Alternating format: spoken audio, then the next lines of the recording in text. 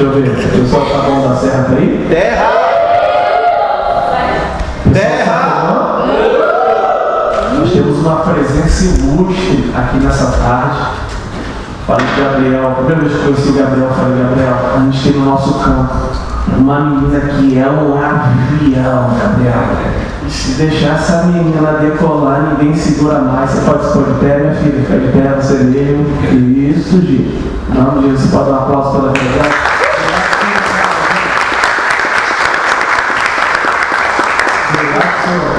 Obrigado por sua presença ilustre aqui nessa tarde. E lá de Sorocaba, só para participar com a gente, irmão.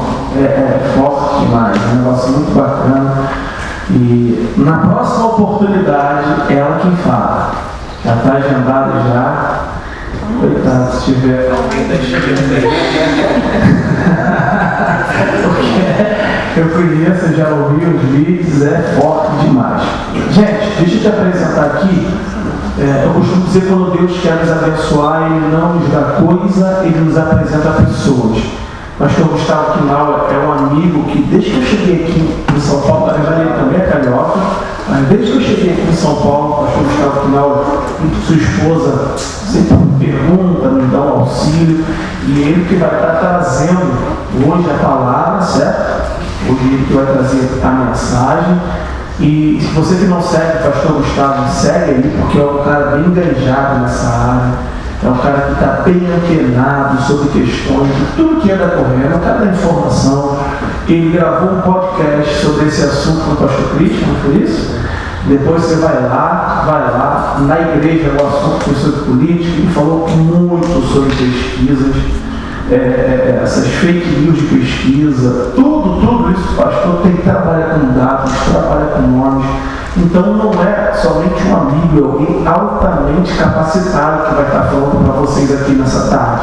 Então, você que está aqui, fica ligado, tá bom? A gente não veio para cá apenas para passear, veio para cá para começar a gerar algo dentro de vocês, porque o futuro dessa nação está na mão de vocês, e vocês irão sacudir essa nação.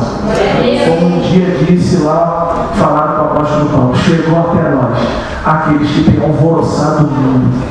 Vocês vão sacudir tudo aqui. Então eu queria que você desse um aplauso para mim.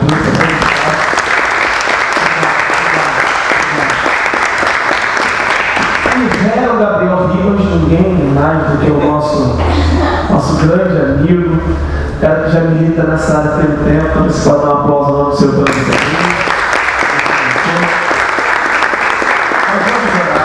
Nós vamos orar, certo? Então a gente vai ficar de pé, vai fazer uma oração. A Grazi, junto com o pessoal do louvor aí, também que eu vou falar na igreja lá, pastor? Aqui não. Ali? Não? Só pregador na terra. Na terra de mistérios ali. A gente vai louvar 2 louvores. Já prepara aí, Grazi. Playlist aí, 2 louvores. Todo mundo conhece, tá, irmão? Não de Jesus, né? E aí, eu vou deixar o Gabriel falar alguma coisinha. Gia, dá um beijinho na flor também. Pode vir perto dele, tá? E o pastor, a gente vai dar um tempo maior para o pastor. Tem muito conteúdo para ser passado para a gente, tá bom? Vamos ficar de pé aí, vamos orar nessa tarde. Pastor, eu não sou evangélico, não tem problema, leve sua pensamento a Deus nesse momento. Se puder fechar os seus olhos, Pai. Obrigado porque a tua palavra vai dizer que onde pusermos a ponta dos nossos pés, o Senhor nos daria por herança. Durante muito tempo negligenciamos, Senhor, a igreja negligenciou esse assunto que é totalmente bíblico. Entendemos, Senhor, que o Senhor tem um projeto para essa geração. E sobre essa geração depositamos uma confiança, estamos depositando, Senhor, também uma expectativa de que o Senhor irá levantar uma geração que vai fazer uma grande reforma, Pai.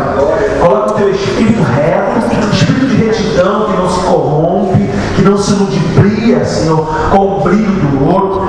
Uma geração que mesmo distante, mesmo estando num território hostil, que eles não venham se dobrar a outros deuses, que o Senhor seja o Senhor da vida deles, Pai. Pai, te entregamos esse culto nas tuas mãos. É o segundo culto evangélico da história da Lespe. Estamos marcando uma história e eu tenho certeza que daqui a algum tempo alguém vai dizer, e passou ali um homem, uma mulher de Deus, que eles fizeram a diferença. Estão precisando da fé, estão na mente deles. Te entrego Gabriel nas tuas mãos, que trabalha aqui que grita aqui, que o Senhor continue mantendo as portas abertas e que ele seja um agente teu aqui nesse lugar. Então, meu amigo pastor Gustavo, que o Senhor venha visitá-lo com intrepidez, Deus. Tudo que o Senhor entregou para ele venha deixar aqui nessa tarde.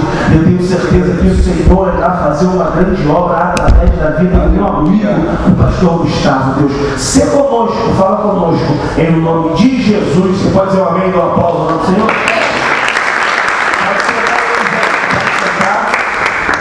Cadê a galera do louvor?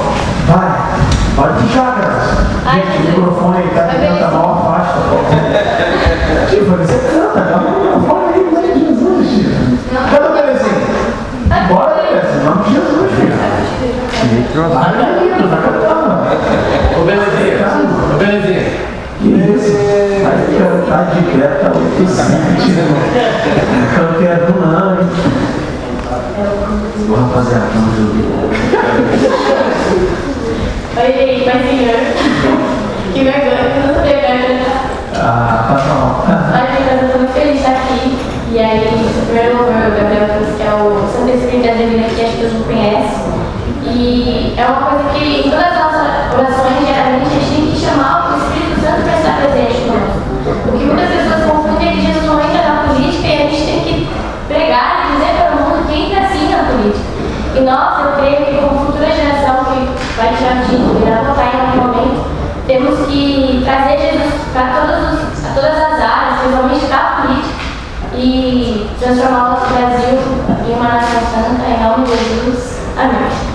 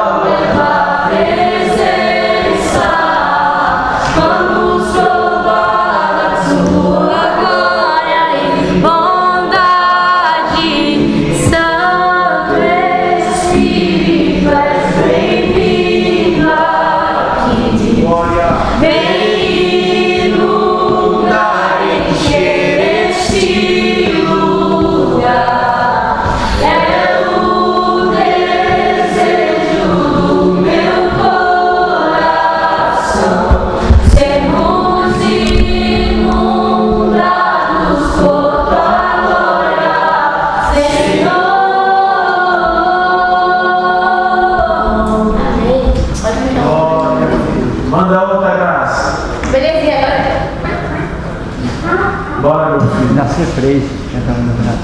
Tô fã. Não, Gabriel, agora você está cantando por quê? Bora, irmão. Tudo, gente.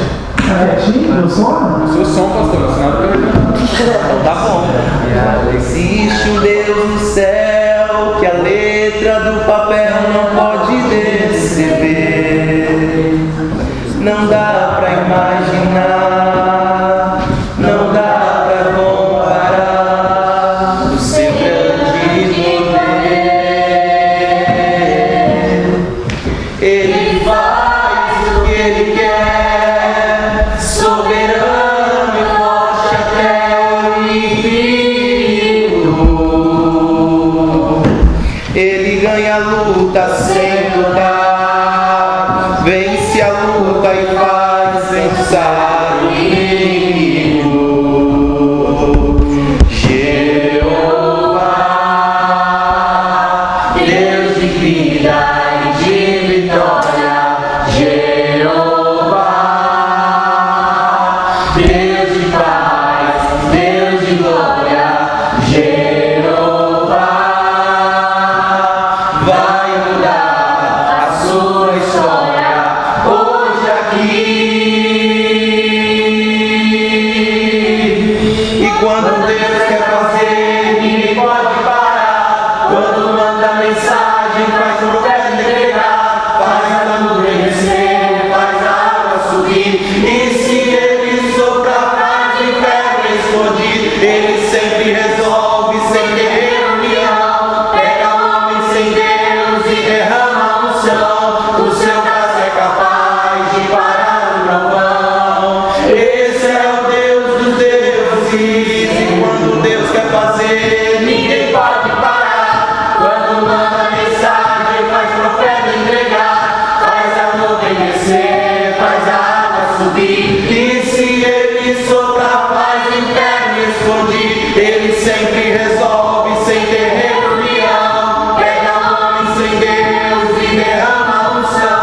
O seu braço é capaz de parar o trovão. Esse é o Deus dos deuses, meu irmão.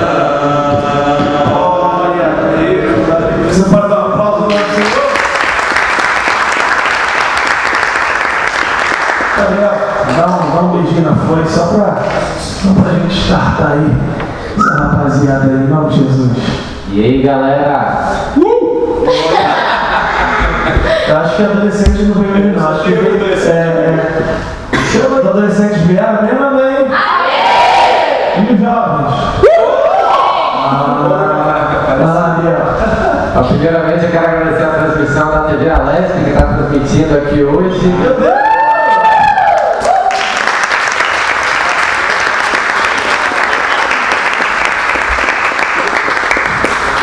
Quero agradecer a presença do nosso assessor, o deputado Frederico Dávila, o Bruno, que está ali atrás. Meu Deus!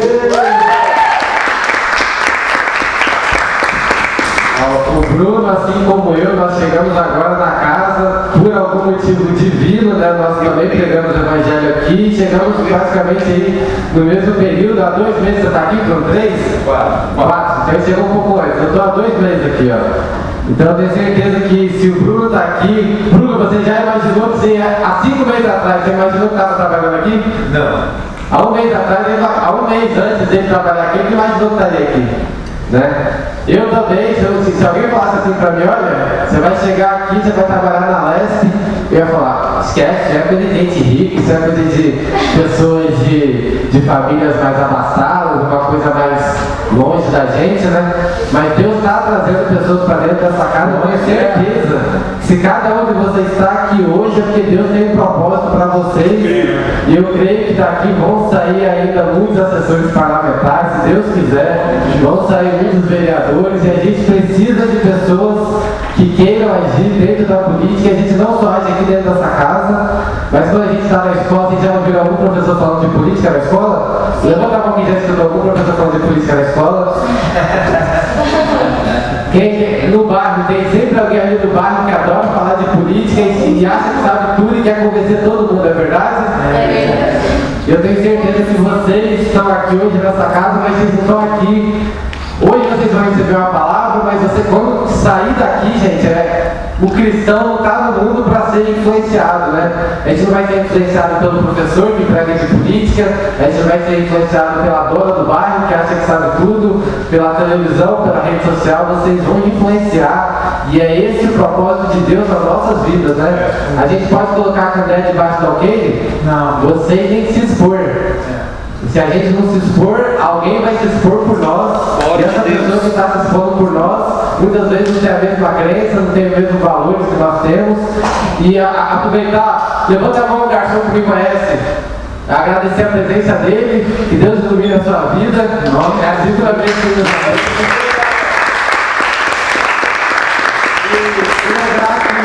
que está sendo transmitido pela TV Alesp. Eu queria agradecer ao Castelo Branco, pelo Castelo Branco, que me ajudou a reservar esse espaço. Vocês acreditam que...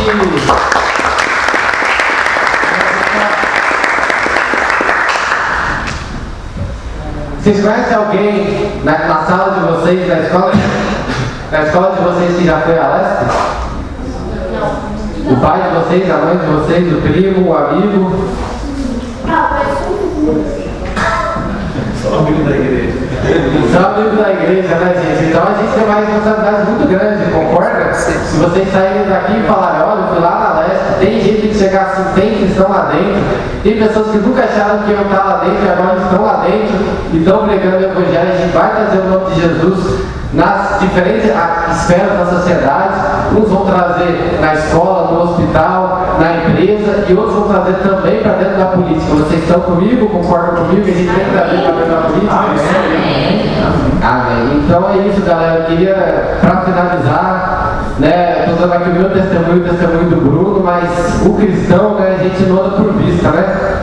A gente anda por fé, e se a gente anda por fé, a gente sabe que Deus é o Deus do impossível, é o Deus que tira pessoas de onde ela nunca imaginou e vai chegar onde nunca ela achou que ia chegar. Eu nasci no Espírito Santo, gente. Eu posso falar que eu nasci no Espírito Santo, e quem nasce no Espírito Santo, o sonho da pessoa é ir para o Rio ou para São Paulo. Quem nasce no Espírito Santo, se você foi para o Rio ou para São Paulo, você venceu na vida. E hoje eu posso falar que eu não só fui para o Rio, eu fui para São Paulo, mas eu também me formei nos Estados Unidos, passei 6 anos nos Estados Unidos. Eu nunca imaginei que Deus ia me colocar nos Estados Unidos, gente. Nunca imaginei que voltando para o Brasil, Deus ia me colocar na Leste. Então, como foi a pregação ontem, eu estou com isso no meu coração.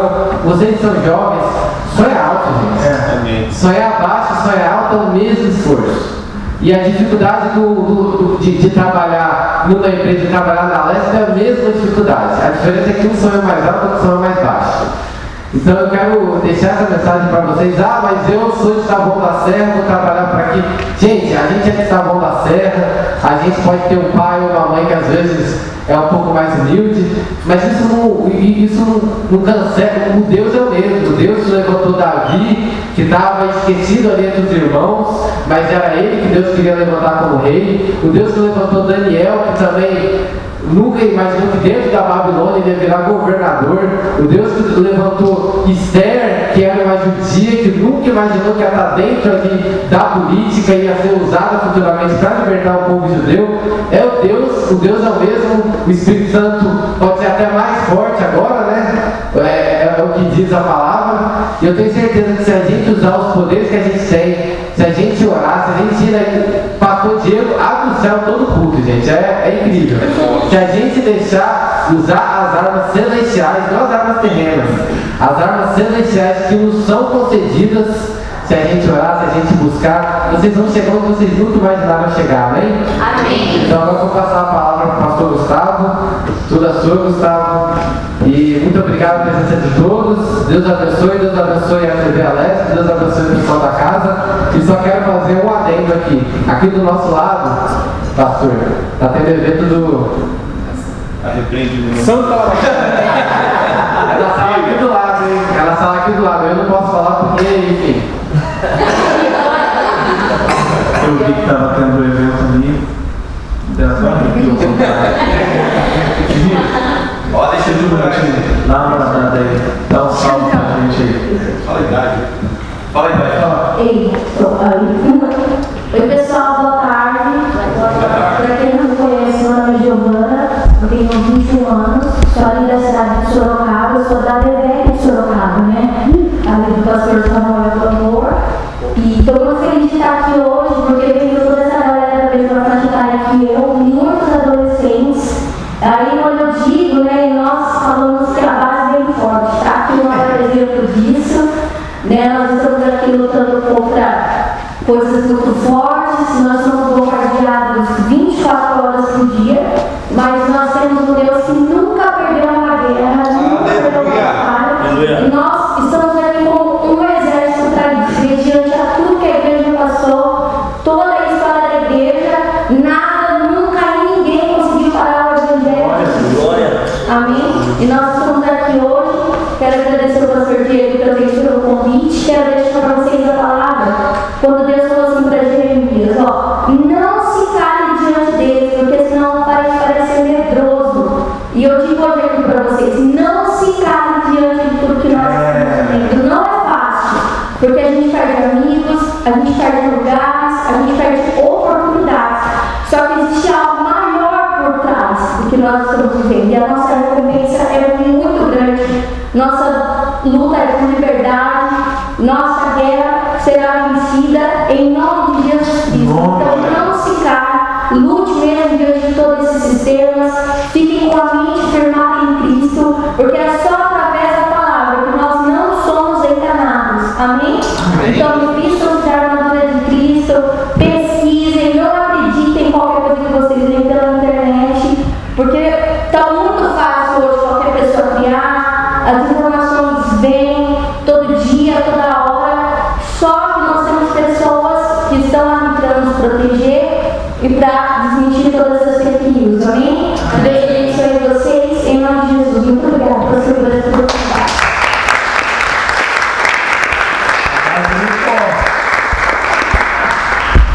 Pastor Gustavo. Amém. Meus irmãos, Pai de Cristo, mais uma vez, obrigado, pastor Diego, pela iniciativa, tá? A gente está te usando poderosamente, e como toda semente semeada, você não tem noção do que ela pode gerar de frutos.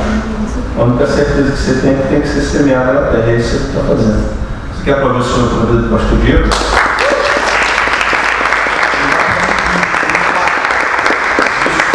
Aqui, né? Agradecer a Deus pela vida do Gabriel também. Deus te abençoe. O que eu vou falar aqui tem tudo a ver com você. Deus usa pessoas em lugares específicos, mas Ele não usa pessoas acovardadas, Ele usa pessoas posicionadas. Amém? Amém. Ele decidiu quebrar um protocolo. Ele narrou para mim o que ele viu nesta sala antes de nós fazermos essa reunião. Não vou falar aqui, né? Já tenho cobertura. Mas ele viu algumas coisas acontecendo nessa sala. Ele falou assim: peraí, por que eles não estão reunidos aqui? Então, começaram a fazer isso no mês passado e agora nós estamos aqui no segundo ponto, porque a igreja está posicionada, entendendo a sua importância, não somente representando o céu, mas como cidadãos que compreendem a sua importância nesse tempo na sociedade. Então, por isso que a gente está aqui. Poderia estar reunido em outro lugar. Sabe qual é o nome dessa casa que você está hoje? É a Assembleia Legislativa do Estado de São Paulo. Sabe qual é o apelido dela? Casa do Povo. Você está em casa. Diga para o estado do seu lado, você está em casa. Fica à vontade, você está em casa, sua casa. Eu pensei que fosse os deputados, você vai dizer: não, eles estão lá porque nós nos colocamos lá. Mas é minha casa, isso aqui é a sua casa, tá bom? Você quer aplaudir a Deus pela vida desse servo?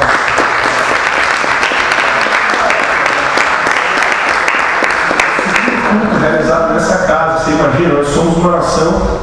85% segundo estimativas cristãos, 35% segundo estimativas. A gente vai ter uma atualização disso que o censo está sendo feito. O censo é uma pesquisa feita pelo governo federal para entender como é que está a população, qual o número, qual o credo do que eles creem, né? Para entender o perfil da sociedade, como está.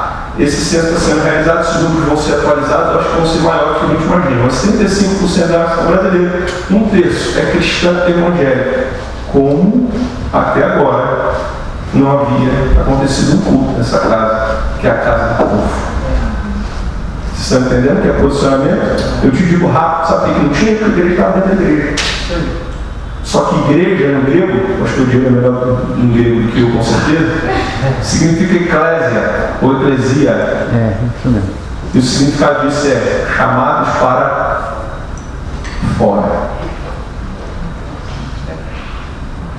Amém? Eu quero explicar para você a relação entre o cristão e a igreja. Perdão, o cristão e a política. Então vamos falar disso bem rápido. Mas vou explicar isso para você de uma forma alternativa, diferente. É só que você abusa a sua atenção. Dada a idade de vocês aqui, pode ser que alguns nomes que eu vou falar aqui vocês ainda não conheçam. Mas eu vou fazer isso te provocando. Porque todo mundo que quer se posicionar precisa antes conhecer. Você já ouviu o teu pastor falando no púlpito, ele diz assim, ó, se não tiver conhecimento, o diabo atropela. Como é que faz isso? Que tradução é essa? Essa é a minha tradução, está no texto. O meu povo pereceu por falta de conhecimento. Então, o conhecimento é o ponto de partida para todo mundo que quer exercer uma posição. Conheço a fé, conheço a vida e conheço as coisas da vida. Então, aqui também vamos falar sobre coisas da vida. Os nomes que eu vou citar aqui, peço que cada um de vocês saia com um compromisso de pesquisar um pouquinho mais sobre a vida deles. Porque eu vou explicar para você a relação entre a igreja e a política através da vida de 3 personagens.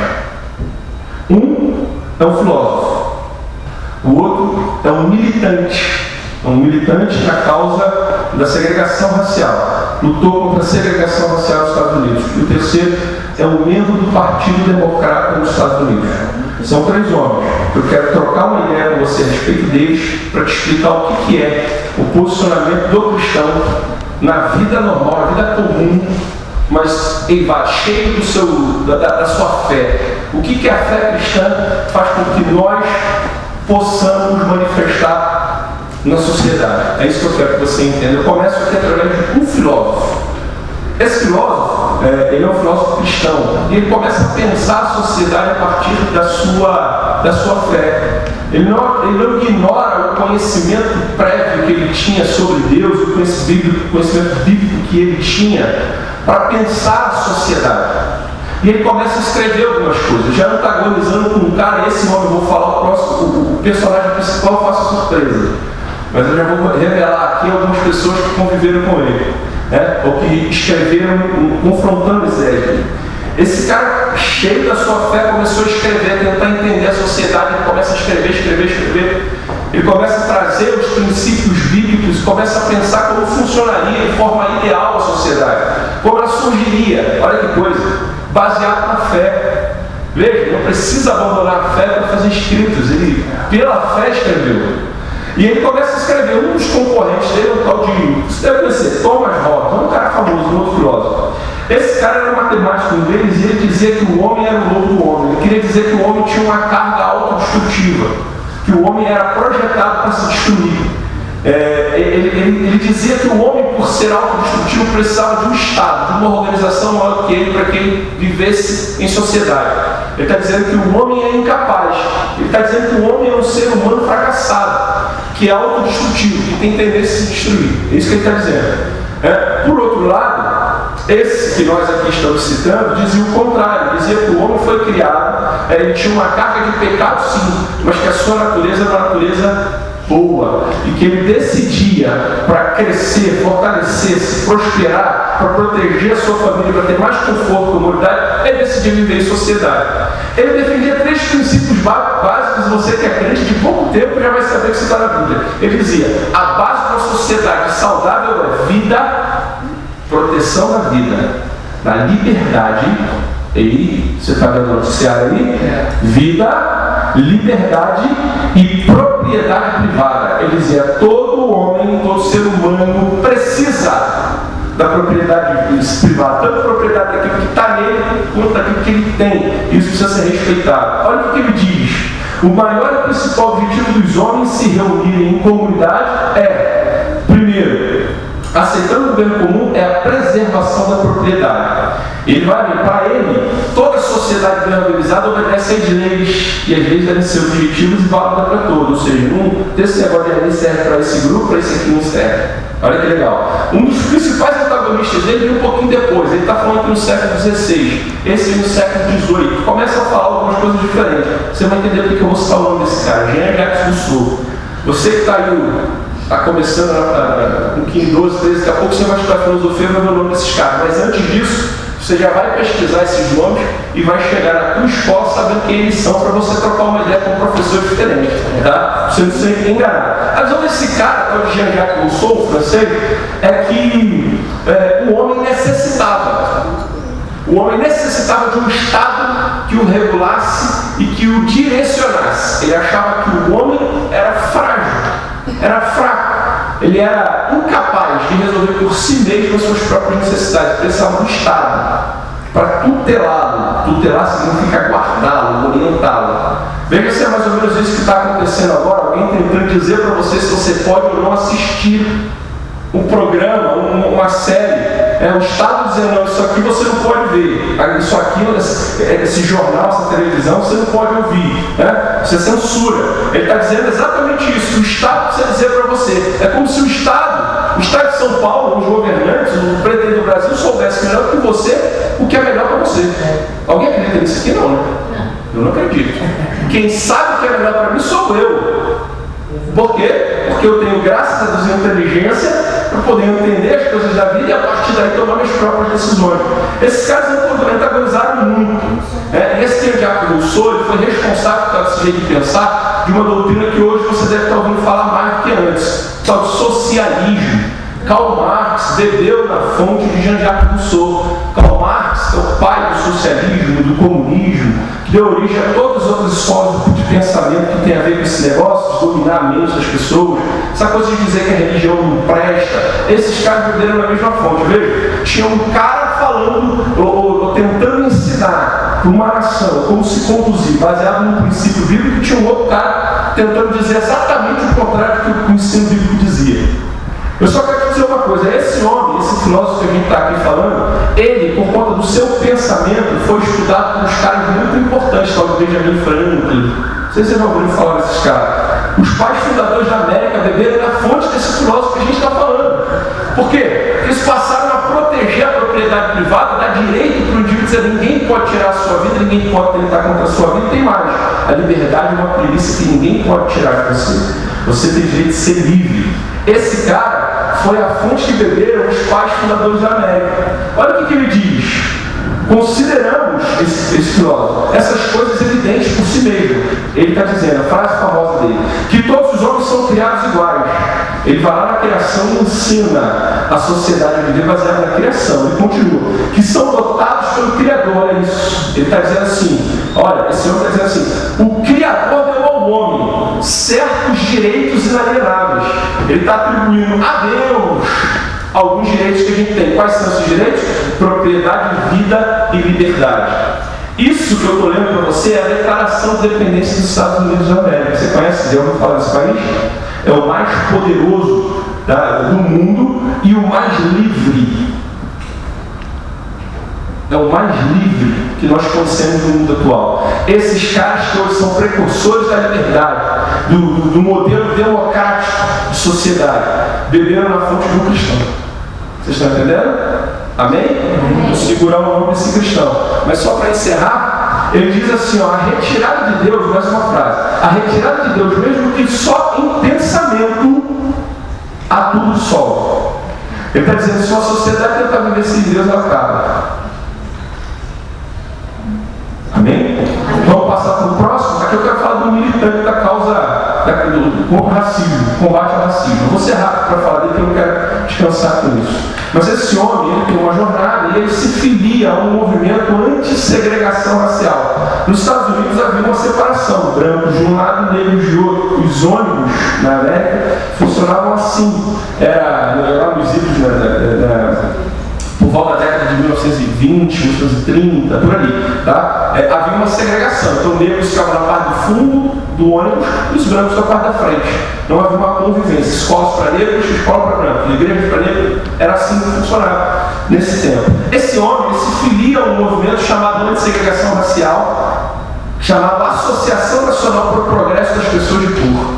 Ele entra para esse movimento e ele se torna o principal líder desse movimento que ele entrou, tá? E esse movimento acabou com a segregação racial nos Estados Unidos. Ele foi um motivo, ele foi um dos precursores. Ele que fez agitos sociais, movimentação social, para que acabasse a segregação racial na América. Uma das falas dele é assim, ó, o que me preocupa não é o grito dos maus, essa frase é famosa, mas o silêncio dos...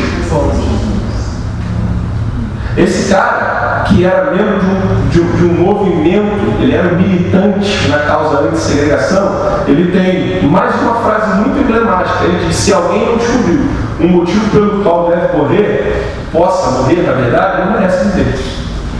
Esse cara é um militante na causa da segregação racial. Só que o fato interessante é que ele era pastor. Ele era de uma terceira geração de pastores. Escute, o avô dele era pastor, o pai dele era pastor também. Esse cara é uma terceira geração. Ele lidera uma igreja em uma cidade, no Alabama, no estado do Alabama, nos Estados Unidos. Agora, o que é interessante sobre isso aqui, rapidinho falar contigo. Esse pastor decidiu entrar num movimento anti-segregação racial. Ele era negro também. Seu pai era negro, seu avô era negro. O avô e o pai conviveram com a segregação dos Estados Unidos. Eles aceitaram que negros e brancos deviam ser separados na escola, na igreja e no transporte público. O avô aceitou, o pai aceitou. Ele falou assim: eu não vou aceitar. Os três eram pastores. Eu acredito que o pai e o avô, pastor Diego, sentado, um crente chorando, negros, evangélicos, que chegavam na igreja chorando e falaram: acabei de sofrer uma humilhação no ônibus, porque disseram que eu não podia sentar nesse lugar, me forçaram a tirar. A polícia me tirou daquele lugar dizendo que eu sou negro, eu sou um cidadão inferior.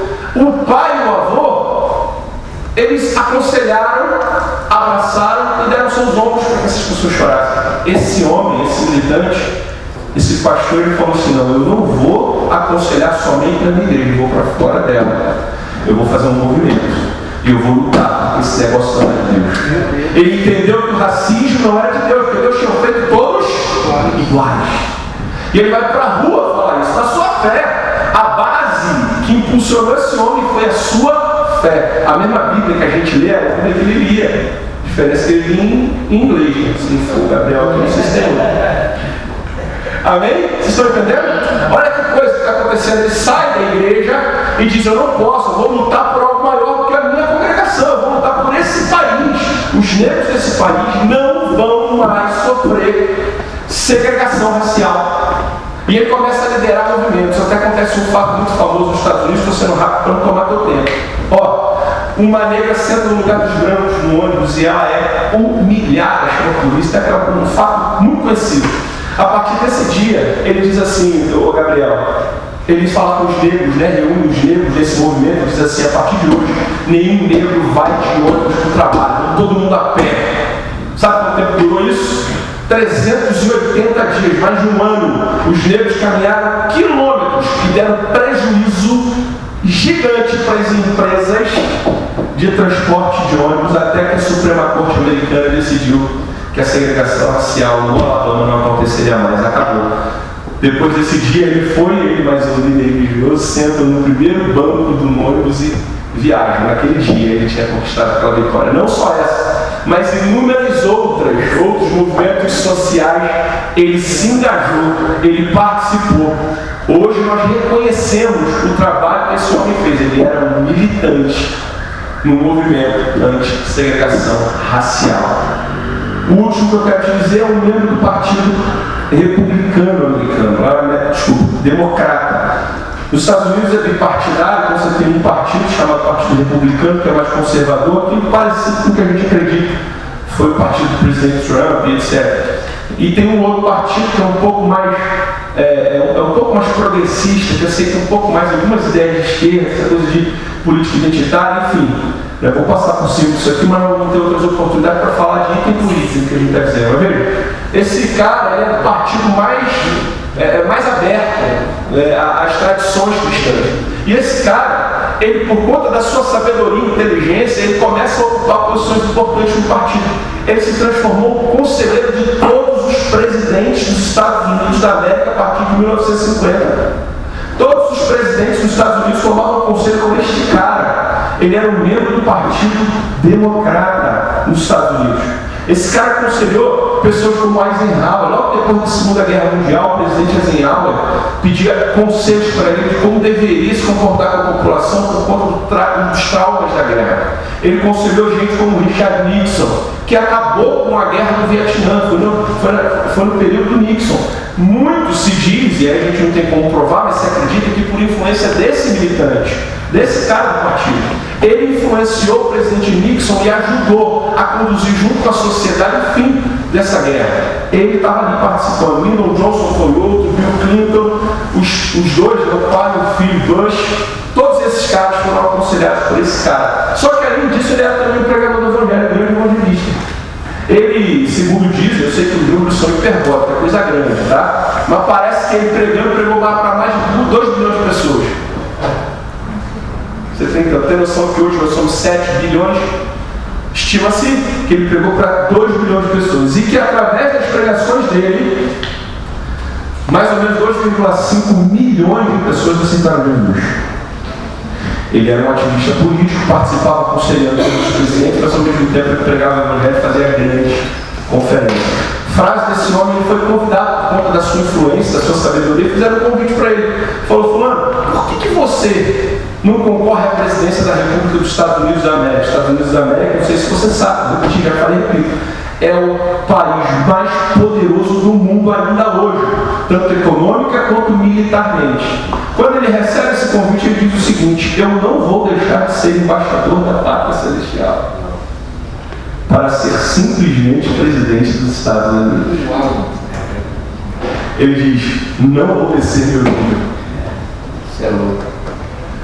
Eu vou revelar para você qual é o nome desses caras, para que você tenha entendimento do que a gente vai propor aqui de maneira bem sucinta. O primeiro se chama John Locke. Ele é um dos grandes filósofos e o seu pensamento gerou o que a gente conhece hoje como a maior democracia do mundo, os Estados Unidos da América, baseado nos princípios bíblicos. Ele deu na Bíblia que Deus era a forma da vida e ele defendeu a vida como um pilar, a vida como um pilar da sociedade. Ele leu na Bíblia que Deus era pela liberdade, que Deus não fez o homem para ser escravo de ninguém. Baseado nisso, diz: toda sociedade saudável precisa ser livre. Baseado nisso também, ele entende que Deus, quando fez o homem, deu ao homem posses. Deus não pegou o homem e largou na terra abandonado, deu ele no jardim.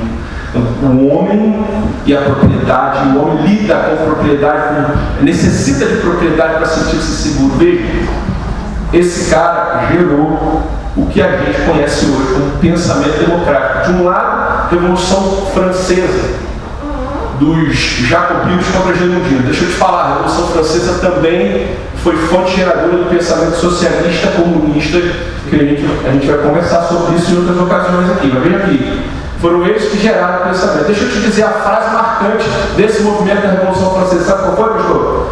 O desejo daqueles homens revolucionários era enforcar o último rei, que era o movimento anti-monarquia. Eles queriam acabar com o rei e entregar o governo para o povo. Eles diziam: nosso sonho é matar, enforcar o último rei nas tripas do último sacerdote. Eu vou repetir, eu vou falar um português claro para você. O nosso sonho, o nosso projeto revolucionário é enforcar o último rei nas tripas do último pastor. Isso é socialismo, isso é comunismo. Por outro lado, a gente acabou de ler, nós lemos lá o pensamento de John Locke, empurrou o mundo para o respeito, para o pensamento igualitário, para a proteção da vida. Vocês estão entendendo? Porque quando alguém fala, mas o pensamento de esquerda e a religião e a fé e o cristão tem a ver? Não tem a ver, são caminhos totalmente antagônicos, paralelos, que não se cruzam nunca. Esses caras interferiram no mundo político. John Locke. O segundo é um cara que você deve ter ouvido falar. Ele era um militante da causa da segregação racial. Sabe qual é o nome dele? Pastor Martin Luther King. Alguém conhece? Já ouviu falar? Sei que vocês são novos. Conhece? Martin Luther King? Meus irmãos, esse foi um homem de Deus que marcou a história. O que os negros vivem hoje, pessoas de cor, eles chamam que não só negros, mas pardos também, o que as pessoas vivem hoje, o direito foi conquistado à custa do sangue desse homem. Ele morreu por conta desta causa. Tá? Ele tem um discurso muito lindo, a regra de mim, né? Lindo, depois você pesquisa na internet. Eu tenho um sonho.